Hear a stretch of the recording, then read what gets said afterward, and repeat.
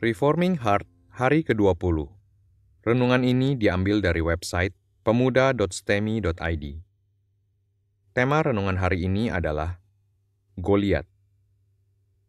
Mari kita membaca Alkitab dari 1 Samuel pasal 17 ayat 1-22 yang berbunyi demikian.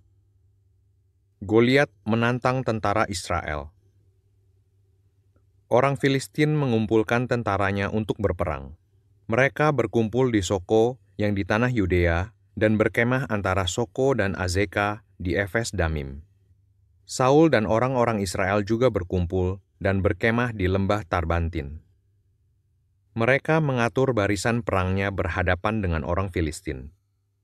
Orang Filistin berdiri di bukit sebelah sini, dan orang Israel berdiri di bukit sebelah sana, dan lembah ada di antara mereka. Lalu tampillah keluar seorang pendekar dari tentara orang Filistin, namanya Goliat, dari Gat. Tingginya 6 hasta sejengkal, ketopong tembaga ada di kepalanya, dan ia memakai baju zirah yang bersisik. Berat baju zirah ini 5.000 shikal tembaga. Dia memakai penutup kaki dari tembaga, dan di bahunya ia memanggul lembing tembaga. Gagang tombaknya seperti pesa tukang tenun, dan mata tombaknya itu 600 shikal besi beratnya, dan seorang pembawa perisai berjalan di depannya. Ia berdiri dan berseru kepada barisan Israel, katanya kepada mereka, "Mengapa kamu keluar untuk mengatur barisan perangmu? Bukankah aku seorang Filistin dan kamu adalah hamba Saul?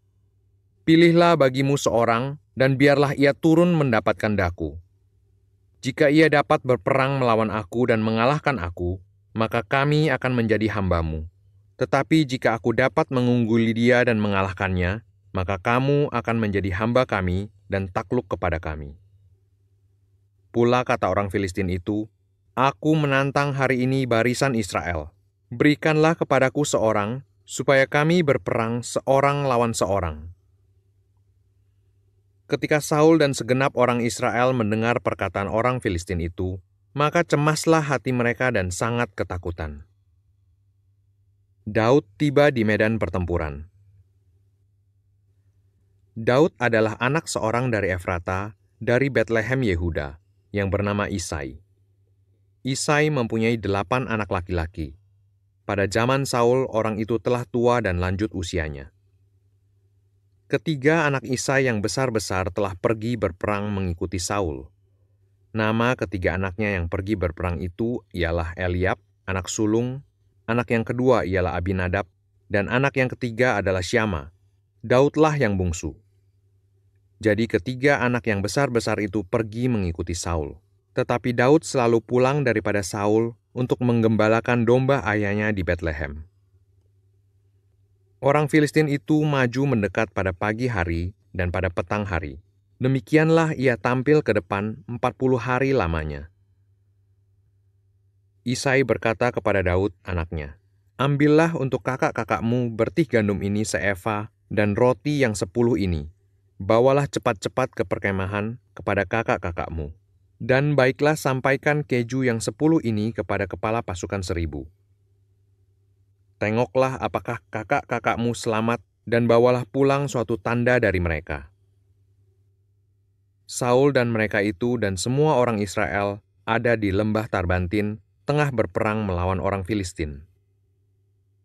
Lalu Daud bangun pagi-pagi, ditinggalkannya lah kambing dombanya pada seorang penjaga, lalu mengangkat muatan dan pergi, seperti yang diperintahkan Isai kepadanya. Sampailah ia ke perkemahan ketika tentara keluar untuk mengatur barisannya dan mengangkat sorak perang. Orang Israel dan orang Filistin itu mengatur barisannya. Barisan berhadapan dengan barisan. Lalu Daud menurunkan barang-barangnya dan meninggalkannya di tangan penjaga barang-barang tentara. Berlari-larilah Daud ke tempat barisan. Sesampai di sana, bertanyalah ia kepada kakak-kakaknya, apakah mereka selamat. Mari kita merenungkan. Di tengah berbagai-bagai kemenangan yang Saul sudah alami, ternyata ada satu musuh yang terus-menerus bangkit untuk menjadi lawannya. Filistin menjadi lawan Israel yang baru akan ditaklukkan pada zaman Daud. Sebenarnya Tuhan menginginkan Saul menjadi alat untuk menghancurkan Filistin, tetapi dia gagal.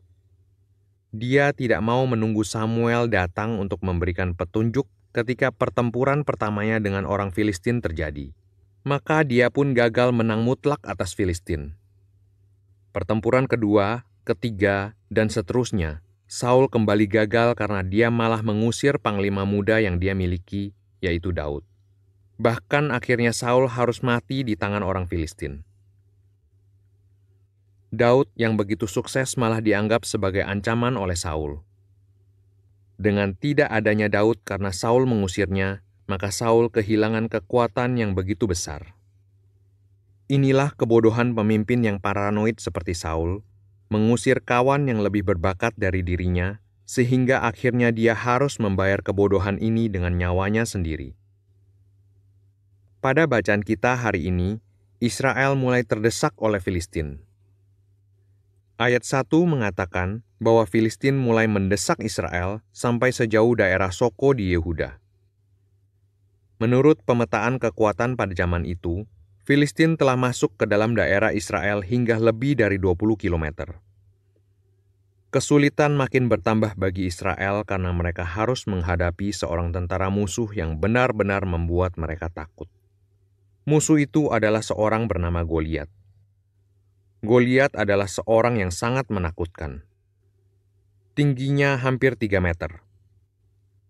Saul lebih tinggi dari bahu ke atas dibandingkan dengan orang Israel lainnya. Tetapi Goliat membuat Saul kelihatan seperti anak kecil bila dibandingkan dengan Goliat. Gambaran yang diberikan tentang persenjataan Goliat juga sangat mengagumkan. Ketika ahli Perjanjian Lama bernama J.P. Brown mengatakan bahwa gambaran persenjataan Goliat adalah gambaran yang menggabungkan senjata dari beberapa kebudayaan besar. Gabungan yang baru menjadi umum pada zaman abad ke-7 sebelum Masehi. Berarti Goliat mendahului kebiasaan perang pada zamannya dengan kecanggihan teknologi yang baru dipergunakan secara umum sekitar 200 tahun kemudian. Seorang tentara yang sangat terlatih dengan persenjataan normal pada zaman itu bukanlah lawan yang seimbang bagi Goliat. Jadi, jika bukan karena penyertaan Tuhan, bisakah seorang gembala kambing domba sekaligus pemain kecapi bersenjatakan batu dan ketapel menjatuhkan Goliat? Tidak mungkin. Tuhan mengirimkan musuh yang sangat kuat bagi Israel. Ini semua untuk membuat Israel menyadari bahwa Tuhanlah sumber kekuatan mereka. Seringkali kita gagal menghargai kekuatan Tuhan sebelum kita menghadapi lawan yang sangat menakutkan. Kalau lawan kita begitu menakutkan dan kita tidak mungkin mengalahkannya, barulah kita sadar betapa kita memerlukan Tuhan. Goliat adalah contoh yang Tuhan berikan untuk umatnya Israel. Tetapi Tuhan juga memberikan Goliat 3 meter untuk menjadi lawan kita sekarang, sehingga kita sadar betapa pentingnya bergantung kepada Tuhan. Hanya Tuhan tempat sandaran kita. Dan kalimat ini seringkali baru diamini setelah Tuhan mengirim Goliat versi modern. Gereja Tuhan menghadapi begitu banyak kesulitan sejak kelahirannya di dalam dunia ini. Gereja harus menghadapi kerajaan Romawi, tantangan bangsa-bangsa penyembah berhala, dan kekuatan dunia ini. Tetapi gereja bisa terus bertahan karena Tuannya, yaitu Yesus Kristus, Tuhan kita, tidak pernah membiarkannya sendiri. Saudara dan saya juga akan, atau mungkin sedang mengalami musuh yang terlalu kuat untuk kita hadapi. Musuh itu siap untuk menelan kita dengan mulutnya yang sangat mengerikan. Apakah daya kita? Yang dapat kita harapkan hanyalah menantikan pertolongan Tuhan. Maka Israel pun menantikan pertolongan Tuhan, dan Tuhan masih mengasihani Israel sehingga Dia memberikan pertolongan. Pertolongan dari Tuhan tidak pernah terlambat, tetapi seringkali tidak disangka-sangka. Ayat 8 dan 9 mengatakan bahwa Goliat menantang tentara Israel untuk bertarung 1 lawan 1 dengan mereka.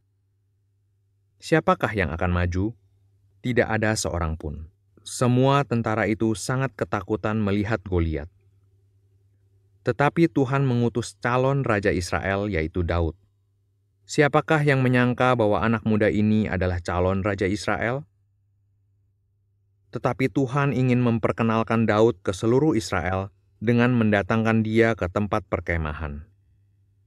Sebenarnya alasan kedatangannya bukanlah untuk berperang, melainkan untuk membawakan roti dan makanan bagi kakak-kakaknya. Inilah sang penyelamat Israel, seorang anak muda pembawa roti yang belum pernah berperang sebelumnya. Semua orang pasti akan menghina cara Tuhan ini. Anak pengantar roti menjadi pahlawan perang? Bagaimana mungkin dia bisa mengalahkan Goliat? Tetapi semua keraguan bungkam ketika batu yang diumban Daud terbenam ke dalam otak Goliat. Terkadang pengalaman iman seperti ini kita perlukan untuk bergantung kepada Allah. Iman yang beri menang, iman umat Tuhan yang telah melewati ujian-ujian besar, inilah yang perlu kita warisi. Orang Kristen perlu belajar berani, perlu belajar untuk mempunyai perasaan marah ketika nama Tuhan dihina, dan perlu mempunyai keberanian menatap wajah musuh yang paling besar sekalipun sambil mengatakan, "Saya tidak akan menyerah." Inilah iman yang sejati. Iman yang berani mendoakan hal-hal besar, tetapi juga mendorong kita untuk berjuang bagi hal-hal besar. Iman yang menundukkan wajah di hadapan Tuhan, tetapi berani menantang wajah setan sambil berkata, "Aku akan melawanmu sampai engkau lari." Mari kita melihat kitab Yakobus 4 ayat 7 yang berbunyi demikian. Karena itu tunduklah kepada Allah dan lawanlah iblis, maka ia akan lari daripadamu. Di manakah iman seperti ini sekarang? Sangat sedih kalau kita menjadi generasi Kristen yang pengecut, hanya berani bersembunyi dan terus hidup di dalam kekalahan. Kalah terhadap dosa, kalah terhadap setan, kalah terhadap penguasa dunia, kalah terhadap ketakutan-ketakutan kita sendiri, kalah terhadap kesulitan-kesulitan. Bagaimana caranya supaya kita bertobat dari sifat pengecut kita? Caranya adalah dengan menghadapi Goliat-Goliat yang Tuhan kirim untuk kita hadapi dengan berani. Hadapi dengan menantikan pertolongan Tuhan. Ada gereja-gereja yang diancam oleh lingkungan sekitar. Ada orang-orang Kristen yang hidup di dalam lingkungan yang penuh dosa. Ada juga orang-orang Kristen yang harus menghadapi aniaya dunia ini. Semua kesulitan ini bagaikan kesulitan orang Israel yang harus menghadapi Goliat. Inilah pelatihan yang Tuhan kirim. Apakah atau siapakah yang begitu menakutkan kita tetapi harus kita hadapi saat ini? Itulah Goliat kita. Maka pelatihan iman yang pertama adalah Tuhan mengirim Goliat.